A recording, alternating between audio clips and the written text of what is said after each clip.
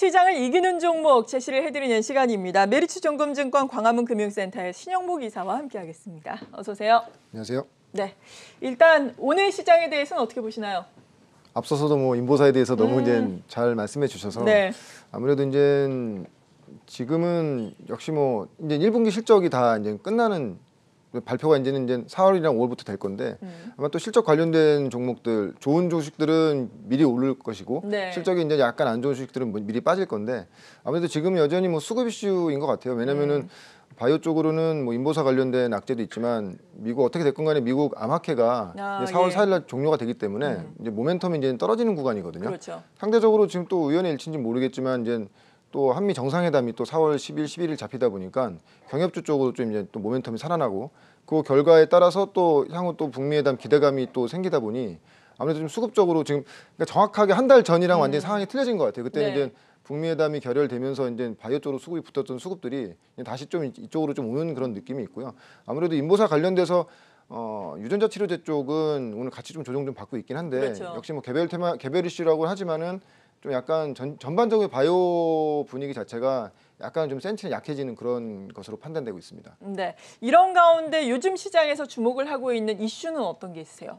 여전히 이제 지난주에도 이제 말씀드렸다시피 스트리밍 시장, 그러니까 뭐 게임 스트리밍, 뭐 미디어 스트리밍 관련돼서 결론적으로 네. 스트리밍은 클라우드 기반으로 한 서비스가 나와야 되는데 그렇죠. 최근에 상당히 이쪽으로 좋은 의미 있는 그런 뉴스들이 상당히 많이 나오고 많더라고요. 있습니다. 예, 지난주에 뭐 아시겠지만은 애플에서 이제 애플 TV 플러스 이제 드디어 이제는 공개를 했고요. 네. 뭐 한마디로 얘기해서 넷플릭스처럼 하겠다는 거죠. 맞아요. 예, 그런 내용도 있고 그리고 스트리밍 게임 쪽도 이제는 하겠다. 이제 이런 그때 발표가 같이 포함되어 있기 때문에 네. 이렇게 되면은 컨텐츠 미디어 컨텐츠 쪽에서는 월트 디즈니라든지 애플, 넷플릭스 이제 본격적으로 시작이 되는 거죠. 다 하는 것 같아요. 예. 관련돼서 그러면 스트리밍 관련된 종목들이라든지 아니면은 그 시스템 관련된 종목들이 좀 약간 강세가 되지 않겠나. 우리나라도 이제 이게 메가 트렌드이기 때문에 따라갈 수밖에 없거든요. 그런 부분도 있고 또 의미 있는 게 중미 무역 분쟁의 핵심 의제로 논제로 나오고 있는 게 미국이 이제 클라우드 시장을 개방하라 이런 맞아요. 얘기인데 예. 중국에서 이제 그 아무래도 보안 문제 때문에 그 동안에 이 그 글로벌 기업들이 들어오는 걸 막고 있었는데 물론 이제 이거는 결과를 봐야 되겠지만 만약 개방을 한다든지 아니면 점진적으로 확대한다고 하면은 네. 아마 뭐 중국 내에서도 이제 클라우딩 관련돼서 데이터 센터도 뭐 대규모로 져야겠죠. 왜냐하면 미국 IT 기업들이 본격적으로 진출하는 거기 때문에 그럼 아주 긴 흐름으로 본다고 하면은 반도체 또 좋아질 수밖에 없겠죠. 네. 물론 뭐 올해 실적 너무 안 좋긴 한데 긴 흐름으로 본다면 그래서 사실 지금 최근에 삼성전자 지난주에 잠정 실적 발표했는데 완전 어닝 쇼크거든요. 맞아요. 근데 주가 안 빠졌습니다. 네. 예, 그게 참 의미 있는 흐름인 것 같고요. 오늘 또 반도체 센 이유도 약간 뭐 꼭 그 이유 때문은 아니겠지만 그런 이유도 있지 않겠는가 그런 추측해 보고요. 그래서 관련된 종목들 지금 가지고 나왔습니다. 네, 우리나라에서는 대표적으로 관련된 기업이 어떤 곳이 있을까요? 지난주에 말씀드린 기업은 아주 심플하게 컨텐츠 관련돼서 가장 좋은 NC소프트 설명드렸고요. 네. 그리고 트래픽이 증가하면 결론적으로 트래픽을 빨리 뽑아줄 수 있는 KI, NX 같은 애들이 산업적으로 맞아요. 수혜가 예. 될 수 있다고 말씀을 드렸고요. 이번 주에는 대기업도 우리나라 10대 그룹도 결론적으로는 이 방향으로 갈 수밖에 없거든요. 그렇죠. 그래서 관련돼서 그 신세계 INC를 가져왔습니다. 네, 신세계 INC 뭐 이름에서 딱 직관적으로 감이 오는데 그래도 구체적으로 어떤 기업인지 소개를 해주시죠. 우리나라 10대 그룹이 지금 향후에 이 크라우딩 시장에 진출하기 위해서 지금 뭐 5천억에서 1조 단위의 그런 투자 계획을 계속 발표하고 있거든요. 예. 그러니까 과거에 크라우딩 서비스라고 한다면 뭐 유통이나 전자상거래 하는 회사들만 하는 거라고 생각을 했는데 이제는 대기업들 같은 경우에 기업 전반적으로 경영 효율화를 하기 위해서 스마트 오피스로 가기 위해서는 이 크라우딩 서비스가 꼭 필요한 것이죠. 네. 그래서 보면은 현대그룹은 이제 현대 오토웨버라고 최근에 상장했는데 지금 굉장히 흐름 좋았고요.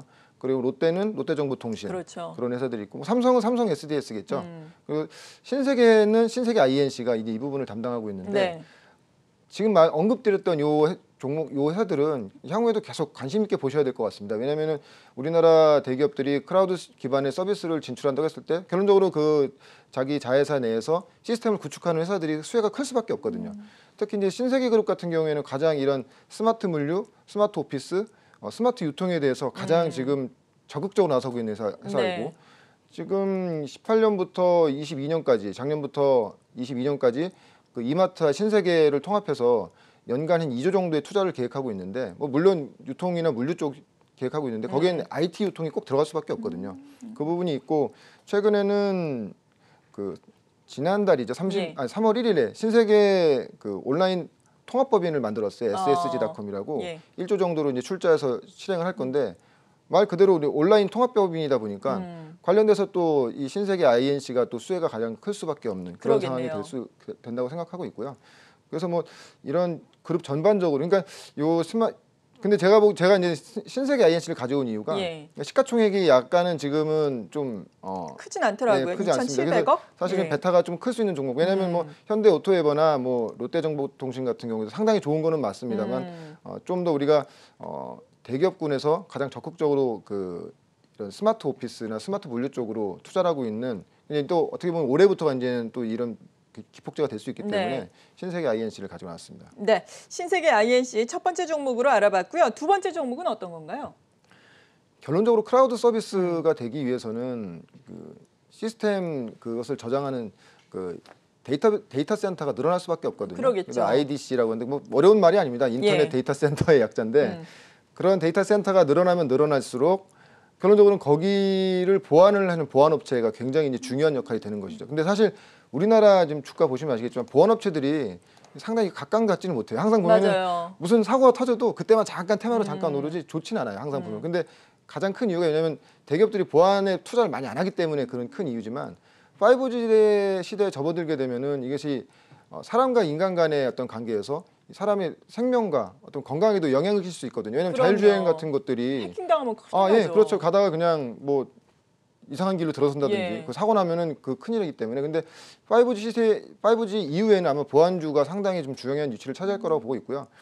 이 윈스 같은 경우에는 IPS 그러니까 외부 침입 방지 시스템인데 이 부분에서 우리나라 1위 업체입니다. 결론적으로는 이런 네트워크가 좀 더 많아지고 네트워크가 보다 복잡해지고 용량이 많아진다고 하면은 그 외부 침입에 할 수 있는 그런 물론 해킹도 더 이제 흥행하겠죠. 그걸 더 방어하기 위해서 이런 이 보안주들이 좀 더 각광받을 수 있다고 보고 있고 업체 1위인 윈스가 상당히 좋게 보고 있고요.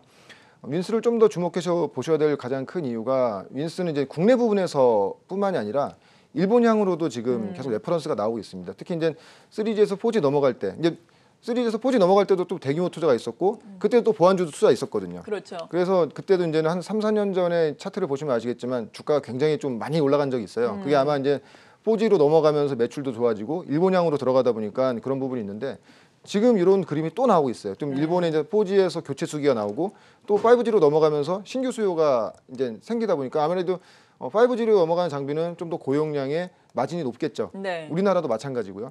그렇게 된다고 하면은 지금은 이 종목 역시 윈스라는 종목 역시 지금 올해 실적 대비했을 때도 주가가 또 비싸지도 않거든요.